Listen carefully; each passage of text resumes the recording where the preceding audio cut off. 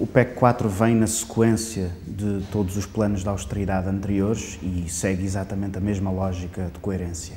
É uma versão agravada porque vai a alguns dos setores mais desprotegidos da população, é o caso, por exemplo, dos pensionistas, e porque não tem, ao contrário do que tinham PECs anteriores, sequer uma tentativa de simular uma distribuição de sacrifícios. Não há qualquer medida do lado da justiça fiscal, do lado da penalização dos rendimentos mais elevados ou dos lucros das grandes empresas e, portanto, é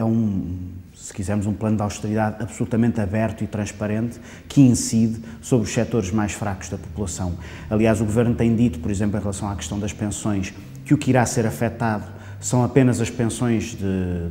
acima dos 1.500 euros, isso não é verdade.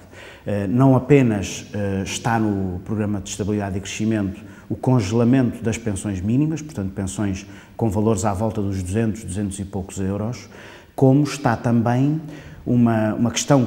aparentemente técnica, que é a redução da dedução específica das pensões em sede de IRS, mas que está longe de ser uma questão meramente técnica, terá impactos muito significativos no aumento da tributação sobre pensões, particularmente as pensões com valores mais reduzidos. Aliás, haverá muitas pensões que até hoje eram isentas de IRS e que irão passar a pagar. Para dar um exemplo da dimensão desta alteração, as pensões de 750 euros, de acordo com os cálculos de uma consultora, passarão a pagar mais 250 euros de IRS do que pagavam anteriormente. Para além disso, este PEC tem também medidas do ponto de vista dos cortes no investimento público, quer o investimento direto, quer o financiamento às autarquias e às empresas públicas, que se repercutirá em cortes no investimento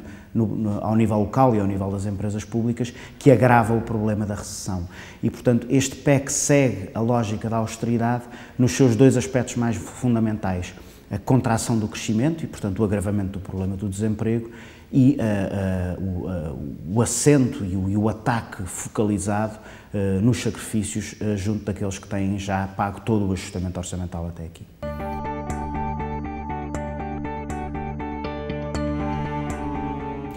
Bom, o Governo, com o argumento de querer impedir a ajuda externa, já está hoje a pôr em prática muitas das medidas que são impostas a partir das instituições internacionais. Por exemplo, neste plano de austeridade estão contempladas duas medidas de enorme gravidade e que não têm absolutamente nada a ver com o ajustamento orçamental. Aliás, são contraproducentes do ponto de vista do ajustamento orçamental. A redução para 1/3 das indenizações por despedimento não cumpre nenhuma função de ajustamento orçamental e tem como principal consequência o aumento do desemprego, ou seja, pôr pessoas que hoje estão a trabalhar, estão a produzir riqueza, estão a pagar impostos, a terem que passar a uma situação em que estão a viver de prestações sociais. Isto, do ponto de vista do ajustamento orçamental, é, pelo contrário, negativo. Ou seja, trata-se de uma medida que está a ser imposta pelo Governo, não por causa do objetivo do ajustamento orçamental, mas para impor uma transformação, que é uma transformação radical no mercado de trabalho em Portugal e nos direitos dos trabalhadores. A outra alteração, que também não cumpre nenhuma função de ajustamento orçamental, é a liberalização do mercado da habitação e a simplificação dos procedimentos de expulsão dos inquilinos. Estas duas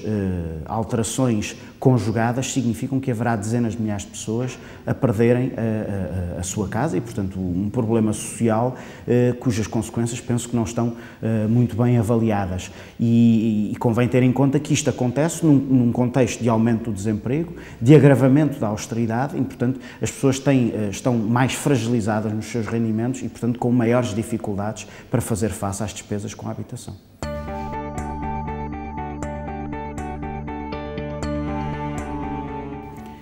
A manifestação do 12 de março foi muito importante, não apenas pela dimensão impressionante da manifestação, sobretudo uma manifestação que não era convocada por nenhuma estrutura organizada, com capacidade de mobilização, mas também porque teve uma mensagem política muito clara para todo o país, que é a da recusa da política da precariedade.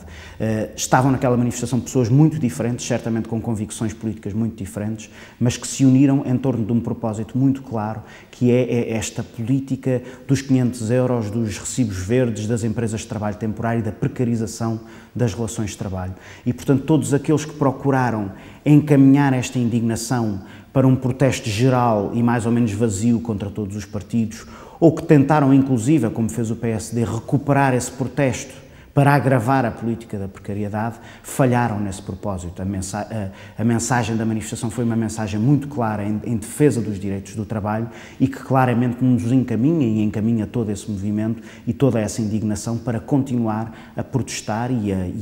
a batalhar por direitos mais sólidos para o trabalho em Portugal. E é por isso que a manifestação do dia 19 é a sequência natural da manifestação do dia 12, ou seja, é uma manifestação convocada pelos sindicatos para se bater por muitas das mesmas coisas que saíram à rua no dia 12 de março, a luta contra a precariedade e a luta por uma política centrada no pleno emprego.